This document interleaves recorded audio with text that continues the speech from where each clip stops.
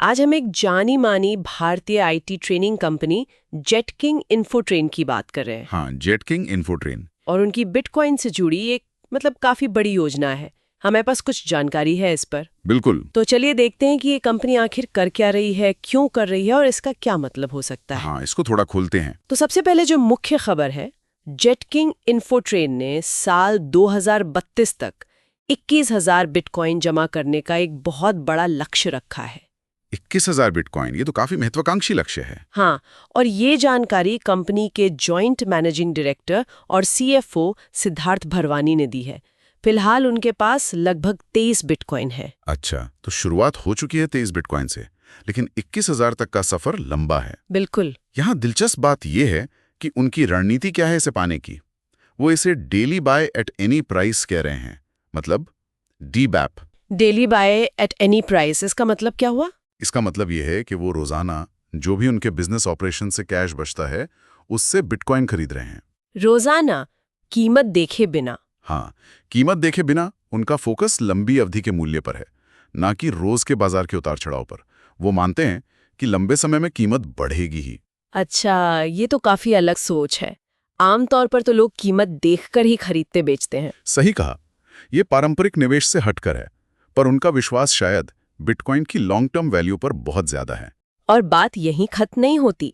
इस योजना के लिए उन्होंने बाकायदा पैसा भी जुटाया है ना, 2025 में। बिल्कुल, ये सिर्फ हवा वाली बात नहीं है। मई 2025 में पहले 21 बीटीसी खरीदने के लिए उन्होंने करीब 6.1 करोड़ रुपए जुटाए। ठीक है। और फिर जुलाई में इक्विटी शेयर बेचकर, मतलब अपनी कंपनी की हिस्सेदारी बेचकर 11.5 करोड़ रुपए और जुटाए। अच्छा, तो कुल मिलाकर करीब 17.5 करोड़। हाँ, और इस पैसे से वो और बीटीसी खरीदेंगे और साथ ही अपने कोर बिजनेस यानी ब्लॉकचेन ट्रेनिंग उसको भी मजबूत करेंगे। तो ये पैसा सिर्फ बिटकॉइन खरीदने के लिए नहीं बल्कि बिजनेस बढ़ाने के लिए भी है। हाँ, दोनों के लिए। अच्छा, अगर हम इसे बड़े पैमाने पर देखें, मतलब वैश्विक स्तर पर या एशिया के स्तर पर, तो ये कितना बड़ा कदम है? देखिए, अगर जेटकिंग वाकई 21,000 बिटकॉइन जमा कर लेती है तो वो एशिया की सबसे बड़ी कॉर्पोरेट बिटकॉइन होल्डर्स में से एक बन सकती है। अच्छा। एशिया में। हाँ। तुलना के लिए सोचिए, अमेरिका की एक कंपनी है माइक्रो स्ट्रैटेजी, उनके पास तो 2,26,000 से भी ज्यादा बीटीसी हैं। ओ, वो तो बहुत ही ज्यादा है। हाँ, वो एक अलग ही लीग में है। लेकिन भारत में देखें तो ज्यादातर कंपनियां क्रिप्टो को लेकर बहुत सतर्क रही हैं। क्यों? रेगुलेशन की वजह से। हाँ, मुख्य रूप से वही। एक तो नियम साफ नहीं है, दूसरे टैक्स बहुत ज्यादा है। जैसे मुनाफे पर सीधा 30% टैक्स। हाँ, ये 30% टैक्स और 1% टीडीएस वाला नियम तो काफी चर्चा में रहा है। बिल्कुल।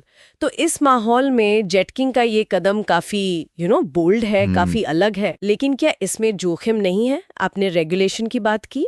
जोखिम तो हैं और काफी हैं। जैसा हमने कहा, भारत में क्रिप्टो को लेकर नियम अभी भी स्पष्ट नहीं है और कभी भी बदल सकते हैं। सही बात है। तो जानकारों का यही कहना है कि ऐसी रणनीति अपनाने वाली कंपनियों को बाजार की अस्थिरता, मतलब कीमतों का तेजी से ऊपर नीचे होना। हाँ, वो तो क्रिप्टो की पहचान है। बिल्कुल। उसके अलावा कानूनी अस्पष्टता और फिर अपनी फाइनेंशियल रिपोर्टिंग, मतलब अपने बही खातों में इसे कैसे दिखाएंगे, इन सब चुनौतियों का सामना करना पड़ेगा। और जेटकिंग ने बताया है कि वो इन जोखमों से कैसे निपटेंगे। अभी तक तो इस पर कोई खास जानकारी नहीं दी उन्होंने। ये देखना होगा कि उनकी रिस्क मैनेजमेंट स्ट्रैटेजी क्या है। वैसे कंपनी का एक अनुमान भी बड़ा दिलचस्प है। उनका मानना है कि 2032 तक एक बिटकॉइन की कीमत 10 करोड़ से ज्यादा हो सकती है। हाँ, ये उनका अनुमान है। अब ये होता है या नहीं, ये तो भविष्य ही बताएगा। आप में भारत की किसी लिस्टेड कंपनी द्वारा अब तक उठाए गए सबसे साहसिक कदमों में से एक जरूर लगती है। बिल्कुल। तो अगर हम सारी बातों को समेटें तो मुख्य बातें क्या हैं? एक भारतीय कंपनी, वो भी आईटी ट्रेनिंग वाली, एक बहुत ही अनुशासित और लंबी अवधि की बिटकॉइन जमा करने की रणनीति अपना रही है। और वो भी रोज खरीदकर, बिना कीमत देखे। हाँ, जो सामान्य मार्केट टाइमिंग या सट्टेबाजी से बिल्कुल अलग है।